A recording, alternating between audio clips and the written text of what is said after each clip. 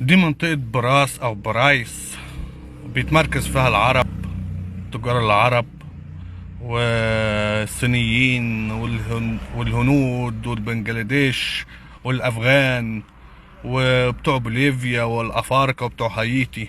السوق ده لامم جميع الجنسيات وكله شغال وكله بيتراضى. وأغلب الجالية العربية من التجار في برايس. وفي برضو بعض العرب بدون ذكر جنسيات بياخدوا بنط في الشارع، اللي هو بياخد حتة كده في الشارع بيقف فيها تحت حماية السجورانسة. حسب الشارع اللي انت واقف فيه ممكن تدفع 400 لو انت في شارع فوتشير. في شارع جانبي بتدفع 100 في الأسبوع.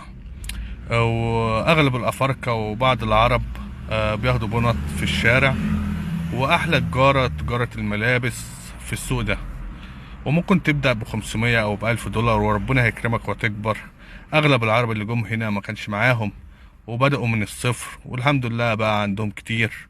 والجارية بتاعت بوليفيا شغالين خياطين وبيبيعوا إنتاجهم يعني، وجارية كبيرة. والصينيين برضو حيتان هنا. وربنا يصلح حال الجميع ويرزقكم.